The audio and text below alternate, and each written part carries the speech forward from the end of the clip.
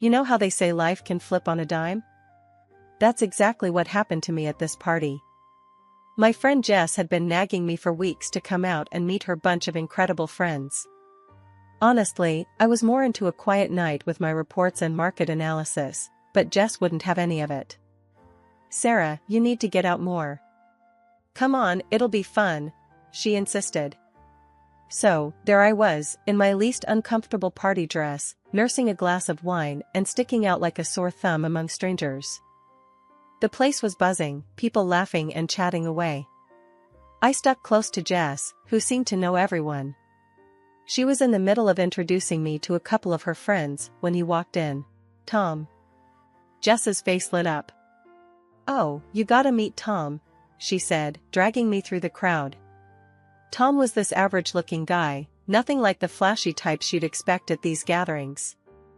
He had a sad smile that didn't quite reach his eyes. Jess introduced us, and for some reason, we clicked. Maybe it was the way he talked about his daughter, Lily, with such warmth and pride. Or maybe it was his candidness about being a widower and raising her alone. Whatever it was, it got me. We found ourselves away from the crowd, sitting on some ridiculously oversized cushions. "So, Sarah, Jess tells me you're into stocks and all that Wall Street stuff," Tom started, his voice rough but friendly. "Yeah, something like that. I analyze investment opportunities, help people grow their money." "Sounds boring, I know," I replied, trying to make my job sound less nerdy than it was. "Nah, that sounds pretty damn impressive. Wish I knew a thing or two about handling money like that," he chuckled, taking a sip of his beer. We talked about everything and nothing: movies, books, the nightmare of dating. I found myself laughing more than I had in months. Tom had this easy way about him, making you feel like you'd known him forever. "You know, I didn't want to come tonight. Socializing isn't exactly my strong suit," I confessed, feeling unusually open. "Tell me about it." "I only came because Jess promised Lily could tag along for a bit. Wanted her to meet some normal adults, whatever that means," Tom said, rolling his eyes. The conversation shifted to Lily, and I could see the light in Tom's eyes when he talked about her. "She's something else, my Lily.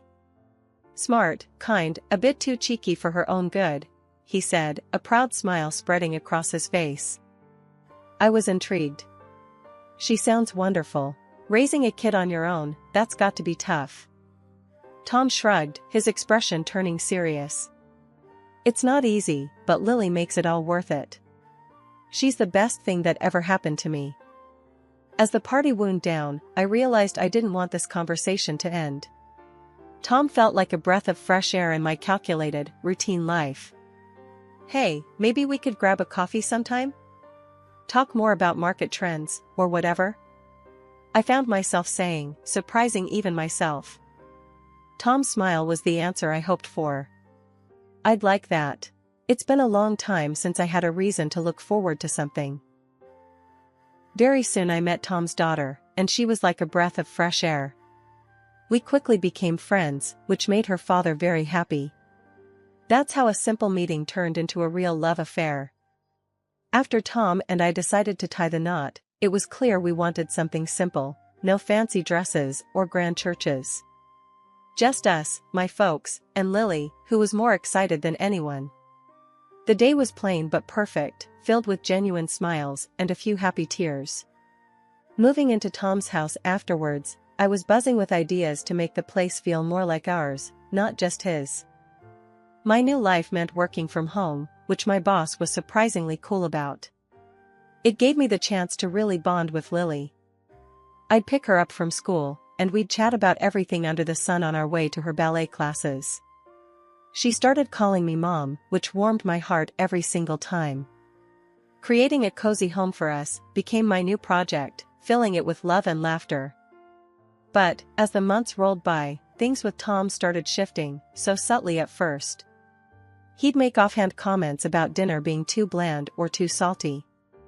"Sarah, what's this supposed to be?" Tom would ask, poking at a casserole I'd spent hours on. "Supposed to be your dinner, but if you're gonna act all Gordon Ramsay about it, maybe you should cook tomorrow," I'd retort, trying to keep the mood light. He didn't. Instead, the critiques piled up. My appearance became his next target. "Babe, when did you last hit the gym? You're looking different," Tom dropped casually one evening, his eyes skimming over me like I was a fixer-upper. "Guess I've been too busy being a stepmom and working from home." "But thanks for the heads up," I snapped back, the sting of his words hitting harder than expected. Lily, bless her, was my silver lining. She and I grew closer, our bond unaffected by the growing tension between her dad and me. "Mom, can you help me with my homework?" Lily would ask, her bright eyes always looking up to me for guidance. "Of course, sweetie. Let's tackle it together," I'd reply, grateful for her presence and the normalcy it brought. Even as Tom and I drifted apart, Lily and I stuck together like glue. I found solace in our little talks and her ballet recitals. Yet, despite my efforts to keep our home a haven, Tom's dissatisfaction seemed to seep into every corner. "You know, Sarah, maybe you should try one of those online cooking classes. Spice things up a bit," Tom suggested one night, his tone laced with an undercurrent of displeasure. "Or maybe we could try eating out more. Give your taste buds a break from my terrible cooking," I'd counter, half joking but deeply wounded. Life at home started feeling less like a family and more like walking on eggshells. Tom's attitude took a nosedive, and it wasn't just about small things anymore. He set these crazy rules like expecting a brand new dish for dinner every single day. It was as if he thought I was some kind of gourmet chef instead of his partner. One evening, I was in the kitchen, trying to whip up something new to keep him happy. I was juggling work emails on my phone, stirring a pot, and mentally planning my next day. Tom walked in, a scowl already forming on his face. "What's for dinner?" he asked, his tone sharp. "I'm trying something new, a recipe I found online. Thought we could use a little variety," I said, trying to sound upbeat. He just humphed, peering over my shoulder. "Doesn't look very appetizing. You know, when you decided to work from home, I thought you'd at least manage to keep the house in order and cook decent meals." His words stung. "Tom, you know I'm working too, right? It's not like I'm sitting around all day. Plus, I pick up Lily, help her with homework, visit my parents." He cut me off. Yeah, always the same excuse. "You're at home, aren't you? Shouldn't be too hard to keep things tidy and cook properly." I bit my tongue, holding back the tears. It was becoming a nightly ritual, this dance of disappointment and criticism. One night, as we settled on the couch to watch TV, he started on about my appearance. Pointing at the women on the screen, he said, "Look at them, they're about your age, right? Why do they look so much younger and better?" I tried to keep my voice level. "Tom, those women have all day to focus on looking good. They likely have personal trainers, chefs, and who knows what cosmetic work done." But he wouldn't have it. "Excuses, Sarah. It's all about priorities. You used to care about how you looked." I felt deflated, worn out. It wasn't just about the cooking or the cleaning anymore, it was a constant comparison, a reminder that I wasn't enough. During these times, Lily was my only solace. Now a teenager, she saw through her dad's behavior. "Mom, you don't deserve this. Why do you put up with it? You should just leave him," she'd say, her words filled with worry and anger. But I couldn't bring myself to believe that the Tom I fell in love with was completely gone. "He's under a lot of stress, Lily. I believe he still loves us. He'll change," I'd respond, more to convince myself than her. It's been a roller coaster, to say the least. 15 years of ups and downs, but mostly, it feels like I've been riding a slow descent into a place I never thought I'd find myself. Now, at 55, with my stepdaughter Lily living her own life, though we talk every day, sharing secrets and stories like we used to, life threw me another curveball. Cancer. The word hit me like a freight train, but somehow, I managed to keep my composure long enough to tell Tom.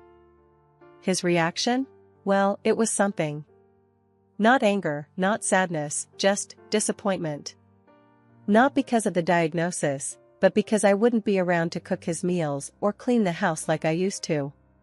What am I supposed to do now? Look after myself, he had said, his voice laced with irritation rather than concern. I was stunned, not sure how to respond to such blatant selfishness. It's not like I expected a dramatic outpouring of love and support, but a little empathy wouldn't have hurt. His lack of concern cut deeper than any diagnosis could. So, I started treatment, spending more time in the hospital than at home. My parents, bless their hearts, visited whenever they could, despite their own health issues. Lily, too, was a constant presence, her calls and visits a bright spot in those dreary hospital days. Tom? He never showed. Not once. It hurt, more than I wanted to admit. Even after everything, part of me hoped he'd come around, show that he cared, even just a little. During one of Lily's visits, I couldn't hide my disappointment any longer. I can't believe he hasn't shown up. Not even once, I confided, trying to keep the bitterness out of my voice. Lily, ever the straight shooter, didn't mince her words. Mom, you deserve so much better. I've been saying it for years. It's like he doesn't even see you. You're fighting this battle, and where is he? Nowhere. You need to think about what's best for you now. I knew she was right, but it's not easy to let go of 15 years, even if they weren't all good. Deep down, I still harbored that small flicker of hope that things could get better, that Tom would change. But lying in that hospital bed, facing my own mortality, I started to see things more clearly. Maybe it was time to start thinking about what I needed, not just what Tom wanted. The revelation came on a Tuesday, just another ordinary day until Lily walked into my hospital room with a look that spelled trouble. I could tell something was up the moment I saw her. Lily never was good at hiding her feelings. Mom, we need to talk. She started, avoiding my gaze. That's when my stomach tied itself into knots. Lily calling me Mom was always a balm to my soul, but today, it felt like the prelude to bad news. What's wrong, Lily? I asked, bracing myself. It's about Dad. She hesitated, then took a deep breath. He's seeing someone else, Mom. And it's serious. He introduced her to me last week. The words hit me like a punch to the gut. Not that our marriage was perfect, but to hear he'd moved on so blatantly was a different kind of hurt. How long? Was all I managed to muster, my voice barely above a whisper. A while, I guess. I'm so sorry, Mom. I thought you should know. Lily's voice cracked, her usual toughness giving way to concern. I sat there, trying to process the news. Betrayed, yes, but surprised? Not entirely. Tom hadn't been a husband to me in a long time. Still, the confirmation of his infidelity stung. The shock of it hit me hard, though a part of me wasn't surprised. Tom's late nights, the sudden interest in looking younger, the new cologne, it all made sense now. Yet, hearing it out loud from Lily felt like a betrayal of a whole different kind.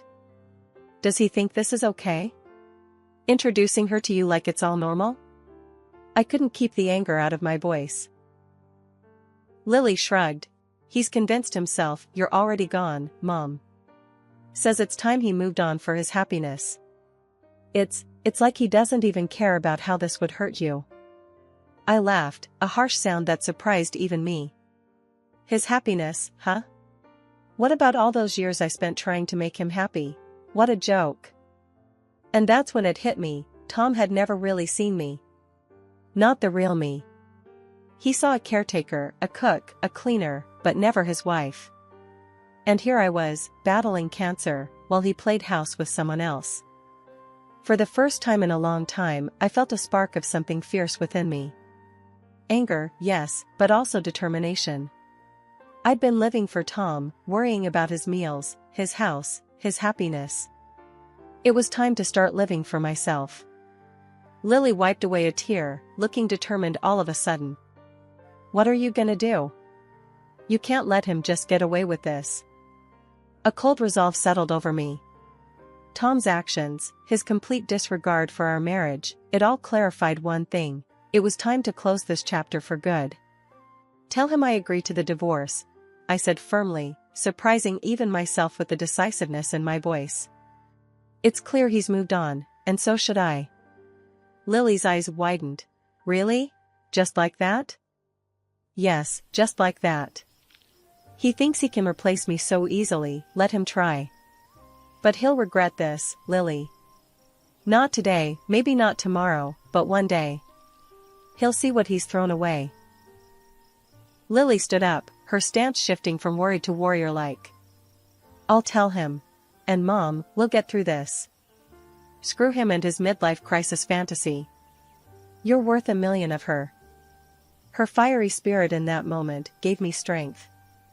I was about to embark on a tough journey, battling both cancer and a crumbling marriage, but I wasn't alone. I had Lily, and together, we were formidable. Thanks, Lily. We've got this, I said, a small smile breaking through the gloom. It was the beginning of a new chapter, one where I would reclaim my life and my dignity, with my loyal stepdaughter by my side. 2 days had felt like an eternity, each moment dragging on as I lay in that hospital bed, my body fighting a battle I hadn't signed up for. Then Tom walked in, his presence as cold as the chill running down my spine. The smirk on his face was something out of a nightmare, but this was my reality. He looked me over, his eyes devoid of any warmth. Look at you, all sick and pitiful. Can't say I'm surprised. You've let yourself go, haven't you? Found myself someone much better. Younger, prettier, healthier. He gloated, his words dripping with disdain. His words cut deeper than any knife could, but I was done showing him my pain. He threw the divorce papers on my bed, a challenge in his eyes. I took a deep breath, steadying my resolve. I picked up the pen and signed, each stroke a silent vow to myself that this was the beginning of my liberation, not my defeat. You're just as weak-willed as ever. Pathetic. He sneered, a twisted satisfaction in his gaze. I met his stare, my voice steady. If that's what helps you sleep at night, Tom. The confusion flickered across his face, replaced quickly by his usual arrogance. He strutted out, leaving a trail of bitterness in his wake. As soon as the door clicked shut, I reached for my phone with a determination that surprised even me. I called Lily, my voice stronger than I felt. Lily, it's done. But I need you to do something for me, I said, pausing to make sure I had her full attention. Tell your dad about the $3 million I plan to leave you. It's important he knows. There was a brief silence on the other end, and I could almost see the gears turning in her head. Mom, are you sure? He's going to flip out. A small smile tugged at my lips. That's the point, darling. True to form, Tom's reaction was immediate and as predictable as ever. My phone became an incessant, vibrating companion, lighting up with his attempts to reach me. With each missed call, I felt an inch taller, a bit stronger. I watched the number climb, 50, 60, 70 missed calls, and with it, my resolve solidified. I couldn't help but laugh, a sound that felt foreign yet fitting for the moment. Here I was, supposedly at my weakest, yet I'd never felt more empowered. I had taken the first real step towards freeing myself from the chains of Tom's manipulation and cruelty. The sun was just peeking through the blinds when Tom burst into my hospital room the next morning, desperation etched in every line of his face. His sudden change of heart was as transparent as it was pathetic. Sarah, I've been a fool. I see that now. I love you, and I'm ready to leave her and start over with you. We can remarry, start fresh, he pleaded, his hands outstretched as if he could physically pull me back into the life we once shared. I couldn't help but laugh, a deep, genuine sound that seemed to startle him. Tom, you've shown me exactly who you are. After years of neglect, cruelty, and now this betrayal? And you think what? A few sweet words and it's all forgiven? He blanched, taken aback by my reaction. Sarah, please. I mean it. I realized I made a mistake. I shook my head, still incredulous. A mistake? Tom, you deliberately chose to step out on our marriage, humiliated me while I was at my lowest. No, it's too late for regrets. His desperation turned to anger, his face reddening. You'll regret this. I'll make sure of it. I'll sue you for every penny of that hidden money of yours." The threat was laughable. "Go ahead and try, Tom. That money? It's in my father's name. He made those investments, all legally binding and documented. You won't get a dime." The realization of his powerlessness hit him hard. His anger dissipated into sobs of frustration, a pitiful sight that had the guards rushing in.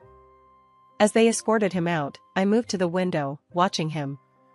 There he was, the man I'd spent so many years with, looking so defeated and alone. Yet, I felt no pity.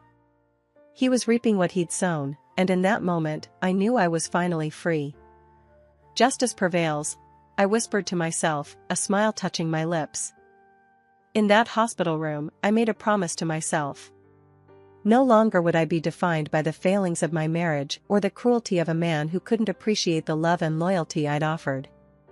It was time to rebuild, to focus on my health, my happiness, and the future I deserved. The battle with cancer was like riding the world's most terrifying roller coaster, one where you can't see the track ahead. Months of treatment stretched out, with good days where hope flickered bright and bad days where it dimmed to nearly nothing. Remission would come, lifting me up, only for exacerbation to drag me back down into the fight. But I kept fighting, every single day, with every bit of strength I had, both for me and for Lily. Finally, the doctors gave me the news I'd been dreaming of. I was healthy, the cancer was gone. Walking out of that hospital felt surreal, like stepping into a new life waiting to be written. The fresh start wasn't just symbolic, it was real, tangible, and it was mine for the taking. Recovery wasn't just about the physical, it was mental, emotional, a total overhaul of life as I knew it. The day I was discharged from the hospital marked not just the end of my treatment, but the beginning of something new. Something mine. Lily picked me up, her car loaded with my few belongings. "Ready to start fresh, Mom?" she asked, her smile bright and encouraging. I couldn't help but return her smile. "More than ready, kiddo." We drove to my new place, a modest house I'd bought with the money I'd wisely invested over the years. It wasn't just a house, though, it was a promise of new beginnings, of freedom. As we unpacked, Lily chatted about decorating ideas, about painting the walls and planting a garden. "This is going to be a place of happiness, Mom. You'll see. We'll make it our sanctuary." Her enthusiasm was infectious. For the first time in years, I felt light, like a weight had been lifted. "I'd like that, Lily. A sanctuary sounds perfect." We took a break, sitting amidst boxes, with takeout containers between us. "You know, I've been thinking," I started, "about what comes next. I want to use this chance not just to heal, but to rediscover who I am, who I want to be." Lily nodded, taking my hand. "I've got your back, Mom. Always. And hey, you're already doing it. Look at how far you've come." She was right. The journey from being trapped in a loveless marriage to standing on my own 2 feet hadn't been easy. But here I was, ready to face the world on my terms. "I'm thinking of starting a blog," I mused. "Sharing my story, maybe help others who've been in similar situations." "That's an amazing idea." Lily's eyes sparkled with pride. "You've got so much wisdom to share. Plus, you're pretty badass, you know?" I laughed, the sound bright and genuine. "Thanks, Lily. I guess I am, aren't I?" Said and done. I started my own personal blog, in which I shared the details of my struggle with cancer. People in the comments supported me, shared their own experiences. It was touching and reassuring at the same time. During one of our quiet evenings, Lily shared her own monumental decision. "Mom, I've cut ties with Dad," she said, her voice steady, but I could see the turmoil in her eyes. "After everything, I see you as my real mom. He chose his path, and I've chosen mine, with you." Hearing her call me Mom in that context, knowing the weight it carried, filled me with an indescribable mix of pride and sorrow. Sorrow for the broken bridges in her life, but pride in her strength and in the bond we shared. "Lily, there's something I've been meaning to tell you," I started, taking her hands in mine. When the time comes, I'll be leaving everything to you, the house, the $3 million, all of it. You're my family, my future. Lily looked at me, tears brimming in her eyes, but a smile breaking through. I don't need any of that, Mom. Just having you is enough. But thank you, for everything. In that moment, any lingering shadows of the past faded away. We were family, bound not by blood but by choice, by love. And as we looked ahead, the future wasn't just a blank page, it was a canvas waiting for us to fill it with color, with life.